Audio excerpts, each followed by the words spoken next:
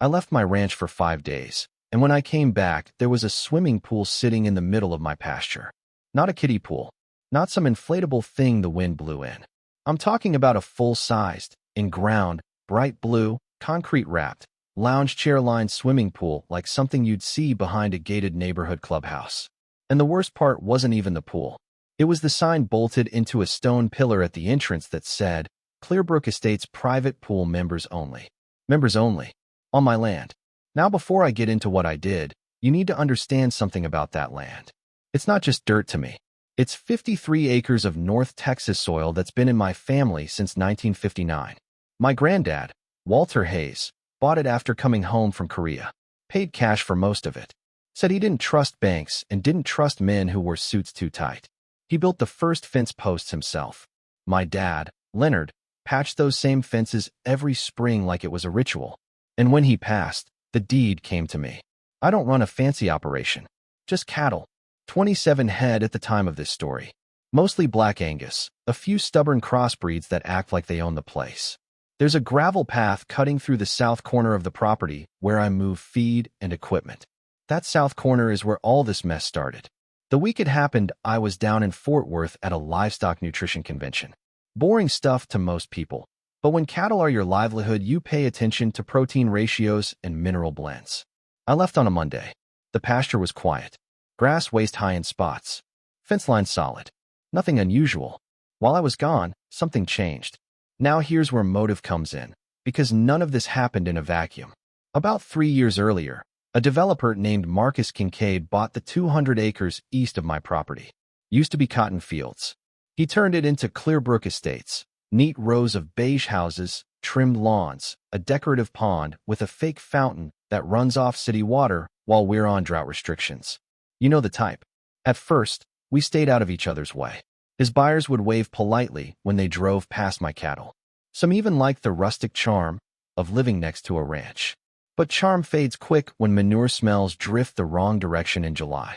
Then came the HOA, Clearbrook Estates Homeowners Association. Monthly dues. Landscaping standards, approved mailbox colors, and apparently, long-term plans for amenities. I found that out when a certified letter showed up about a year before the pool incident. It said they were exploring opportunities to enhance community value through recreational development near the southern boundary. Southern boundary. That's my fence line. I called the number on the letter. Got a woman named Denise from the HOA board. Cheerful voice, tight tone underneath. She said, "We're just evaluating options, Mr. Hayes." I said, "Evaluate all you want, just don't evaluate on my side of the fence." She laughed like I'd made a joke. I wasn't joking. A few months after that, a man in loafers and mirrored sunglasses showed up at my gate. Introduced himself as Marcus Kincaid. Clean haircut. Smile like he practiced it in a mirror. He said, "Ethan, you ever consider selling that south parcel? We could make you a very competitive offer." I said, "Not for sale." He said, "Everything's for sale at the right number." I looked out at the pasture, at the oak tree my dad used to sit under during branding season, and I said, "Not this." That's when the temperature shifted. Subtle at first. Survey flags started appearing near the fence. I pulled them up twice. Then one afternoon, I found a small orange stake a good 6 feet inside my property line. I hired a surveyor. Paid good money to have the boundaries marked in bright steel posts. Crystal clear. I thought that would be the end of it. It wasn't. So when I drove back from Fort Worth that Saturday morning, sun barely up, coffee thermos riding shotgun, I turned down my gravel road like I always do, and that's when I saw a flash of blue through the trees. For a split second, my brain tried to make sense of it. Water? On the south corner? We don't have a pond there. I stopped the truck. Engine still running. Just stared. Concrete. White deck chairs. Umbrellas. A waist-high black metal fence enclosing the whole thing. And that stone pillar with the polished brass sign. Clearbrook Estates Private Pool Members Only. They hadn't just crossed the fence. They had bulldozed a section, poured foundation, installed plumbing, filled it with water, staged it like a brochure photo. All while I was gone 5 days. 5 days. I remember stepping out of the truck slow, like if I moved too fast it might disappear. Gravel crunching under my boots. I walked right up to the fence. Touched it. Real. Fresh welds. Still smelled like cut metal. There were tire tracks in the grass leading from a temporary gap in my fence line. My fence line. They had cut it clean and tied it back like they meant to fix it later. I felt something hot rise up in my chest. Not just anger. Disbelief. The kind that makes you laugh because it's too absurd to process. I actually said out loud, "You've got to be kidding me." No one answered. Just the hum of the filtration pump. I stood there a long time. Long enough for the anger to cool into something else. Something steadier. Because here's the truth about me, and maybe this is where I'm different from guys like Marcus Kincaid. I don't react fast. I react thorough. I drove back up to the house, pulled out the file cabinet where I keep every deed, every survey map, every tax receipt going back decades. Spread them out on the kitchen table. Checked the legal description, section numbers, coordinates. I already knew the answer, but I needed to see it in black and white. They were at least 30 yards inside my property. That's not a mistake. That's a decision. Around noon, my neighbor Tom Alvarez drove over. He'd seen the construction earlier in the week, but figured I'd approved it.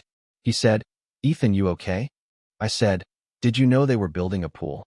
He scratched his beard. Thought it was a joint project or something. They had trucks out here all week. All week. I nodded slow. It's not a joint project. Tom looked back toward the south pasture, then back at me, and I could see it register on his face. The realization. He let out a low whistle. Man, they really did it. Yeah, they really did. And standing there in my kitchen, sunlight hitting those old documents, I felt the weight of my granddad's stubbornness settle into my shoulders. This wasn't just about concrete and water. It was about someone deciding that because they had money, lawyers, and an HOA board, they could just take. That evening, I got the first call from Denise at the HOA. Her tone was less cheerful this time. "Mr. Hayes, we noticed you've returned. We'd love to schedule a conversation about our new community amenity." I leaned back in my chair, looked out the window toward the pasture. Conversation about what, exactly? A pause. "Our pool," I said, calm as I've ever been. "You mean the one sitting on my land?" Silence on the other end. And that's when I knew this wasn't an accident. That silence on the phone stretched just a second too long. The kind of second where everybody on the line knows the truth, but nobody wants to say it first. Denise cleared her throat. "Our legal team believes the structure falls within the adjusted boundary line filed last quarter." I almost smiled. Adjusted boundary line. That's a fancy way of saying we moved your fence on paper and hoped you wouldn't notice. "There hasn't been an adjusted boundary," I said. "Not when I signed." "Well," she replied, that edge creeping back into her voice. "There were notices mailed to surrounding property owners regarding potential revisions." "Potential," I repeated. "Potential doesn't pour concrete." She didn't laugh this time. We hung up with no resolution, just a polite promise to review documentation. About an hour later, a black SUV rolled up my driveway. Marcus Kincaid stepped out, sunglasses on even though the sun was starting to dip low. He walked up like he was entering a business lunch instead of trespassing. "Ethan," he said, hands in pockets. I figured it'd be better to talk face to face. "Usually is," I said, "especially when someone builds a swimming pool in your pasture." He gave me that practiced half smile. "Let's not dramatize this. There was a survey discrepancy. It happens. Our engineers worked off county filings. I've got steel posts in the ground from my surveyor," I said. "Bright orange caps. You had to pull 2 of them to pour that deck." His jaw tightened just a hair. "The community has invested close to $400,000 into that amenity." "That's unfortunate," I said. He stepped closer. "Look, I know you're sentimental about this land, but progress doesn't wait on sentiment. Clearbrook residents expect certain standards. A pool adds value. To who? To everyone. Not to me." He exhaled slowly, like he was dealing with a stubborn child. "What if we purchased that corner outright? Premium rate. More than market value." "I told you before," I said. "Not for sale." He looked past me toward the pasture, toward the glimmer of blue in the distance. "You're one man with cows. We're 200 homeowners with contracts." I met his eyes. "Then you better hope your contracts are stronger than my deed." He didn't like that. He left with a warning disguised as advice. "Lawyers get expensive, Ethan. Think carefully about how far you want to push this." I stood in the driveway long after his SUV disappeared. The sky was turning that deep Texas orange. Cattle were grazing, unaware that their watering hole options had just expanded. That night, I didn't sleep much. Not because I was unsure, but because I was thinking through angles. Motive matters. Marcus didn't just want a pool. He wanted control of that boundary. The south corner of my ranch is the only stretch where Clearbrook doesn't have a clean, landscape view. My fence line cuts against their walking trail. If he owned that slice, he could square off his subdivision perfectly. It wasn't about recreation. It was about finishing his picture. Next morning, I made 2 calls. First to my attorney, Claire Whitman, a woman who looks like she could run a bake sale, but has dismantled corporations twice her size. I told her everything.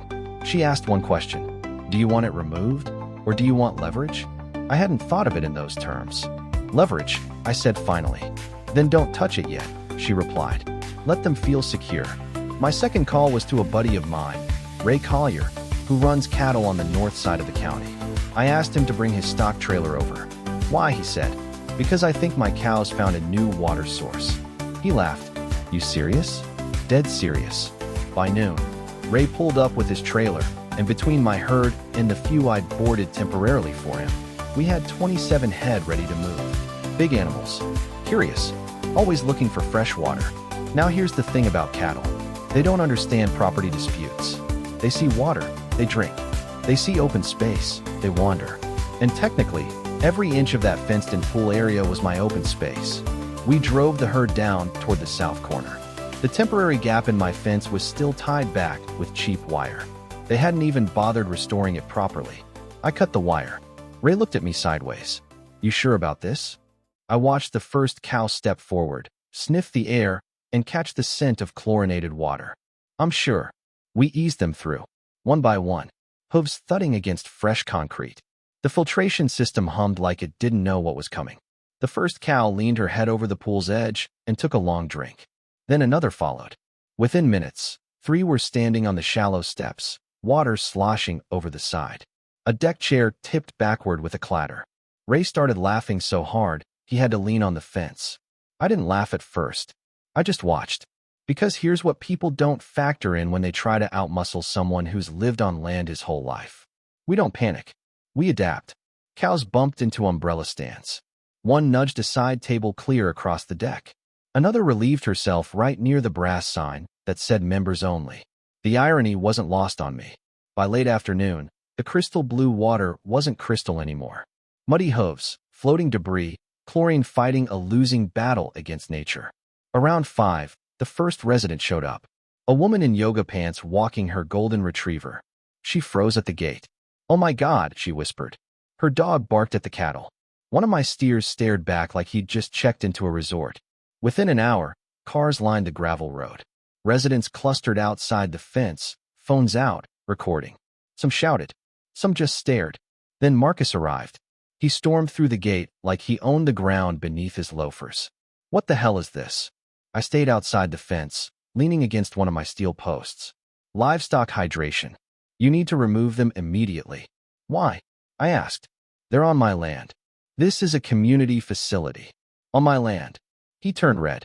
You're damaging private property. I shrugged. Private property's about 30 yards west of here.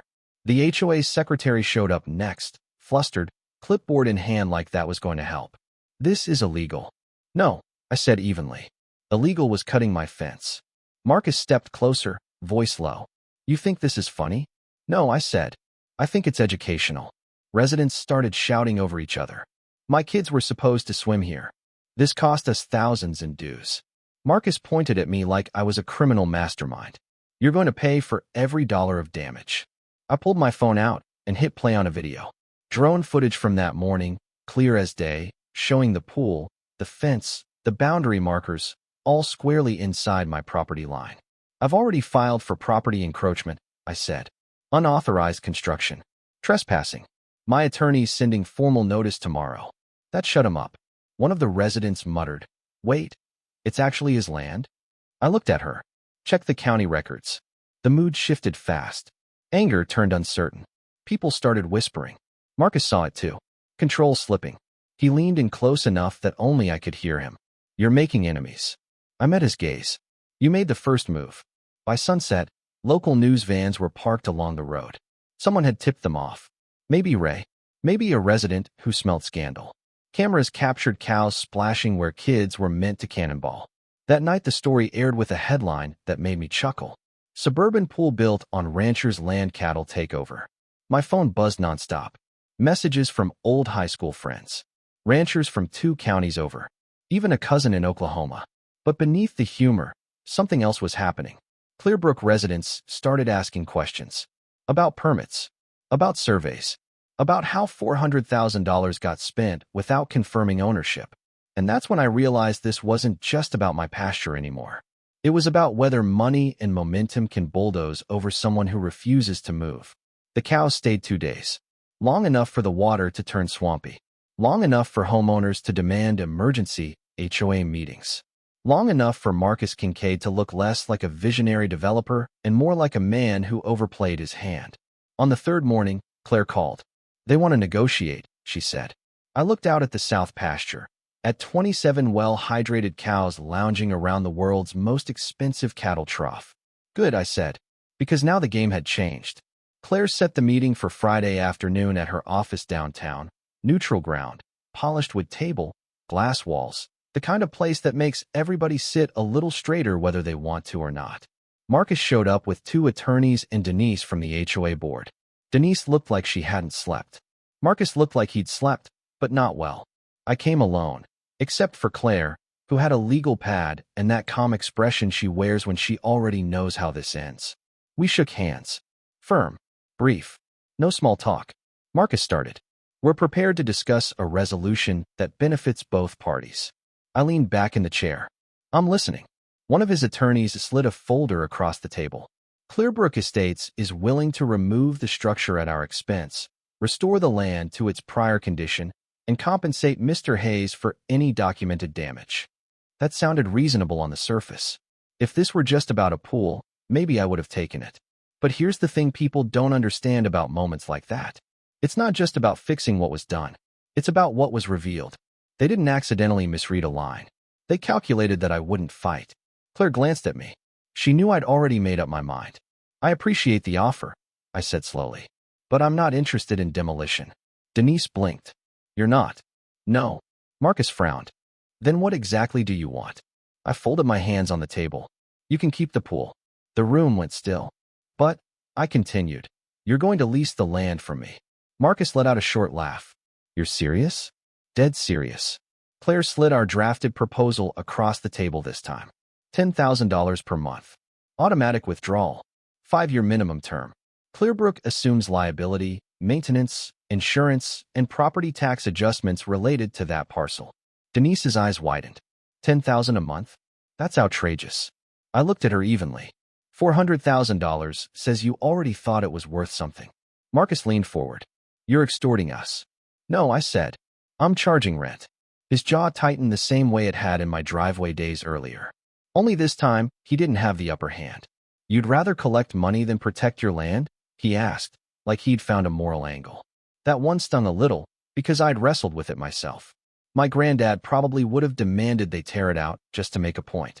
My dad might have done the same. But I'd spent 3 nights thinking about what mattered more. Pride or position. "Protecting my land doesn't mean it can't work for me," I said. "It means nobody uses it without my permission again." Claire added, calm and precise. "If this goes to court, Discovery will examine every communication, every survey alteration, every internal decision made before construction. That process is public." Denise swallowed. Marcus broke eye contact first. He leaned back, exhaled slowly. "You're putting us in a corner," he said. I shrugged lightly. "You built in mine." The meeting stretched another hour. Numbers. Clauses. Threats that sounded weaker each time they were repeated. Eventually, practicality beat ego. They signed. When Marcus picked up the pen, his hand hesitated just a fraction of a second. That was the only outward sign that he understood what had shifted. Not just financially, but symbolically. He slid the signed agreement back across the table. "This isn't over," he said quietly. "It is for me," I replied.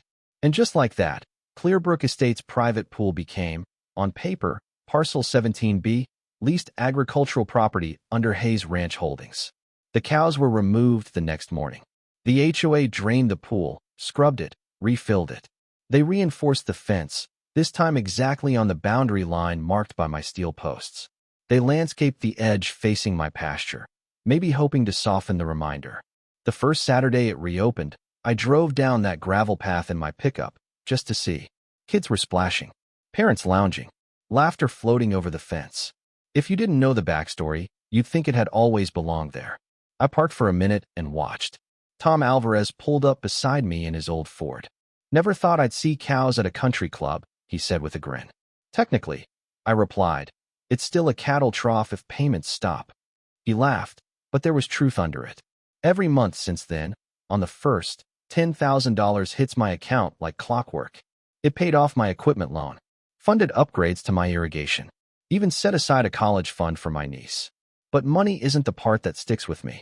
What sticks is the moment at that fence when I realize something simple and heavy at the same time. People will test boundaries, not just fences, but assumptions. They'll assume the quiet guy won't push back. They'll assume tradition means weakness. They'll assume rural means uninformed. They assumed wrong. I don't hate the residents of Clearbrook. Most of them didn't know the details. They bought homes, trusted a board, paid their dues. Some even wave a little sheepishly now when I drive past. A few have stopped by to apologize, awkward but sincere. Marcus is still there, still developing. We don't talk much. When we do, it's polite, controlled. There's an understanding now. Clear lines, literal and otherwise. Sometimes late in the evening, when the sun drops low and turns that pool water gold instead of blue, I stand by the fence and think about my granddad. I imagine him shaking his head at the absurdity of it all. Maybe laughing. Maybe telling me I should have doubled the rent. Maybe he'd say I compromised. Maybe he'd say I adapted. I've had folks online call me a hero. Others call me greedy. Some think I should have forced them to rip it out just to teach a lesson. Some think I took advantage of a mistake. Here's what I know. They made a calculated decision to build first and deal with consequences later. I made a calculated decision to turn consequences into leverage. That's not revenge. That's negotiation. And yeah, every now and then, when a payment notification pops up on my phone, I glance down toward the south pasture and smile just a little. Because if there's one thing I've learned, it's this. You don't have to shout to defend what's yours. Sometimes you just open the gate. Now I'm curious what you would have done. Would you have demanded they tear it down and restore every inch of soil, even if it cost you years in court? Would you have sold the land outright and walked away with a lump sum? Or would you have done exactly what I did, turn their overreach into a long-term reminder that boundaries matter? Drop your thoughts in the comments. I read more than you think. And if you believe standing your ground doesn't require screaming, just strategy, hit like, subscribe, and stick around. Out here, the fences are real. So are the lines people try to cross.